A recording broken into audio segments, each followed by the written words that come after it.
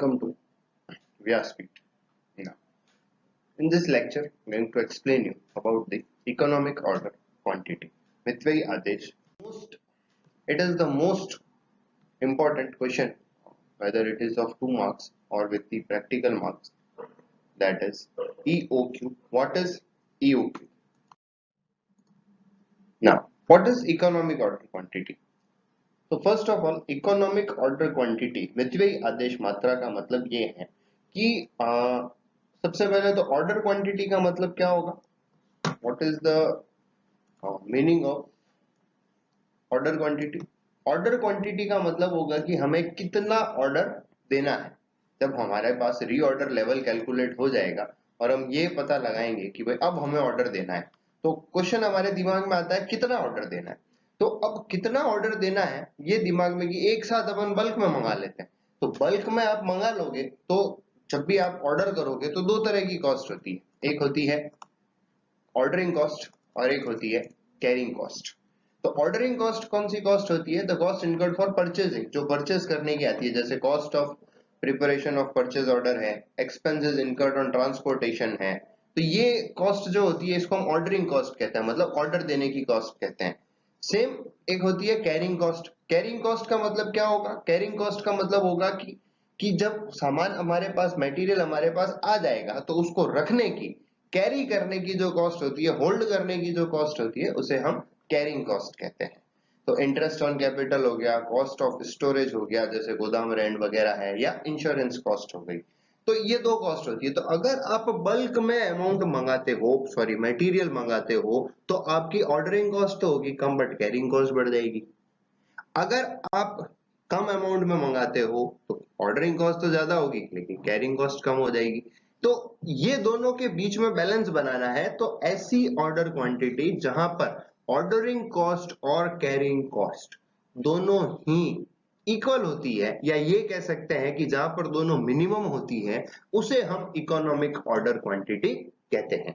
और इस economic order quantity को निकालने का जो फॉर्मूला होता है वो होता है EOQ, economic order quantity equals to under root 2AO upon CS. Now what is A? A is the annual consumption. A का मतलब क्या है? A का मतलब है annual consumption. O मतलब ordering cost. C मतलब purchasing cost per unit. और S मतलब percentage on purchasing cost, मतलब जो भी cost है C है उसके ऊपर जो S का परसेंटेज दिया हुआ होगा उसे हम परचेजिंग कॉस्ट कहते हैं। तो कुल मिला के अगर अपन C और S जोड़ लेते हैं तो ये हमारी बन जाती है कैरिंग कॉस्ट। ये आ जाएगी कैरिंग कॉस्ट। किसको जोड़ने पर? जब हम C और S को जोड़ देंगे तो वो बन जाएगी हमारी कैरिंग कॉस्ट। तो C कॉस्ट हो जाएगी, S परसेंटेज ऑन, जो कि हमें क्वेश्चन में गिवन होगा, और फिर S परसेंटेज जो कि हमें क्वेश्चन में दिया होगा। तो इसी से अपन आगे चलते हैं और एक एग्जांपल से इसको समझने की कोशिश करते हैं कि कैसे। उससे पहले हम देख लेते हैं कि कुछ फॉर्मूले हैं, जैसे number of order per year, साल में कितने ऑर्डर देंगे, तो annual consumption in units upon EOQ। अब उसको भी हमें याद रखना है कि जब ए अपन यूज लेते हैं तो ए का मतलब एनुअल कंजम्पशन होता है। जब EOQ कैलकुलेट करेंगे तो हो सकता है वो हमको पर मंथ दिया हुआ हो तो इनटू 12 करके हम उसको ईयरली करेंगे। Now time gap between 2 order, जब 2 ऑर्डर देंगे तो उसके बीच में कितना गैप होना चाहिए, तो नंबर ऑफ डेज और मंथ, तो डेज है तो 365, मंथ है तो 12 अपॉन नंबर ऑफ ऑर्डर्स, जितने ऑर्डर्स हमें देने हैं। Ordering cost per year, ordering cost per year कितनी होगी, तो कितने ऑर्डर दिए इनटू एक ऑर्डर देने की कॉस्ट कितनी है। Carrying cost per year, average inventory plus safety stock into carrying cost per unit.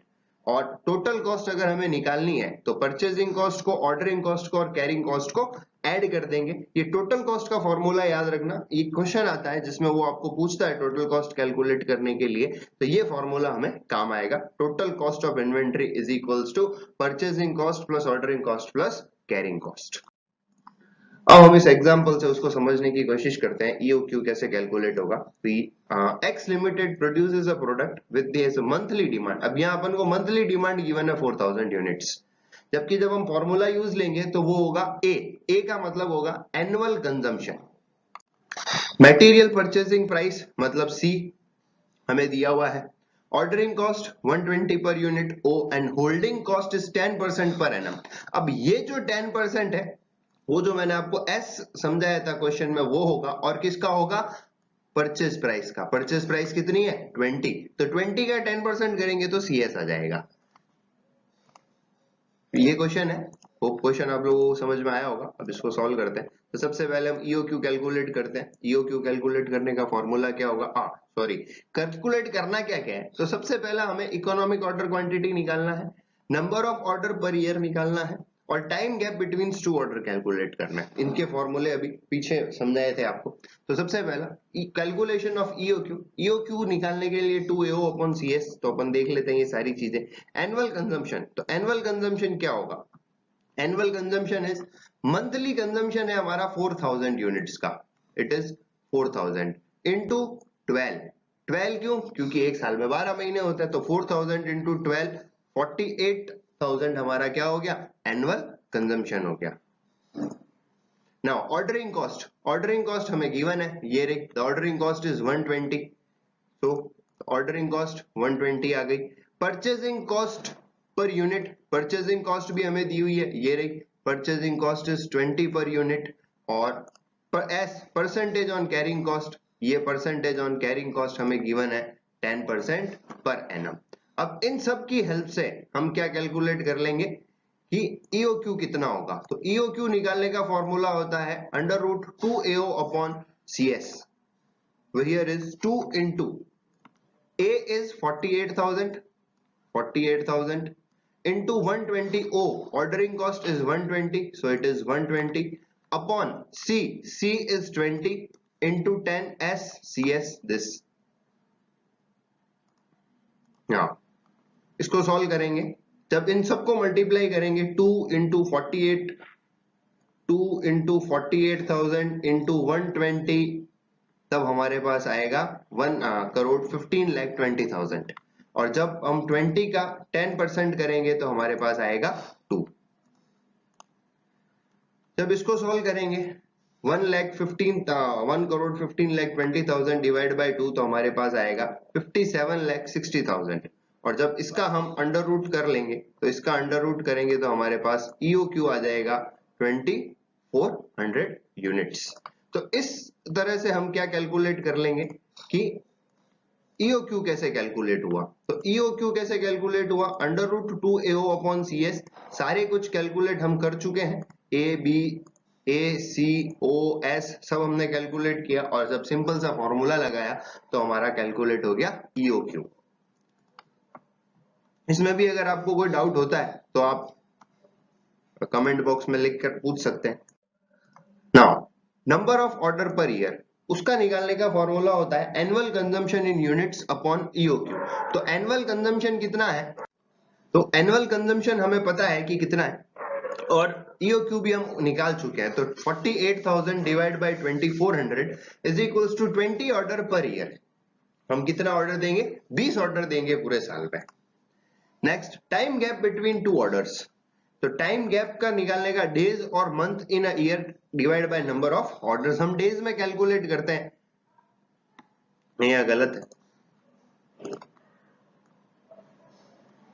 ये ऑर्डर्स नहीं होगा यहां पर, it is not order, it is 18 days. Typing mistake हो गया, सॉरी। 365 डेज है, divide by number of order है हमारे पास 20, सो 18 डेज में एक ऑर्डर अपन देंगे। ये पॉइंट्स में आता है तो उसको राउंड फिगर करने के लिए मैंने उसको 18 लिख दिया है।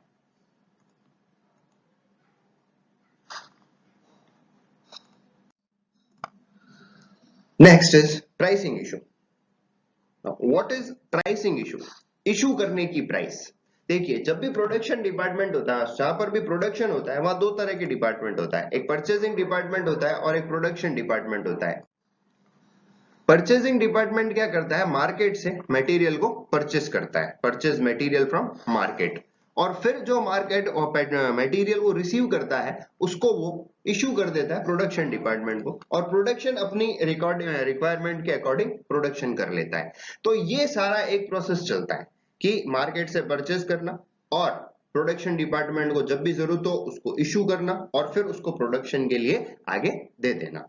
अब इस पूरे प्रोसेस में एक प्रोडक्शन डिपार्टमेंट के पास, सॉरी परचेज डिपार्टमेंट के पास एक क्वेश्चन अराइज होता है, एक प्रॉब्लम अराइज होती है कि क्योंकि परचेसिंग डिपार्टमेंट का काम क्या होता है, परचेस करते रहना, तो वो वेट करता रहता है, मार्केट में एनालाइज चलती रहती है कि भाई आज क्या मटेरियल की रेट है, वो उसके अकॉर्डिंग परचेस करता रहता है। तो मटेरियल जो होता है वो परचेस डिपार्टमेंट के पास डिफरेंट प्राइस पर होता है।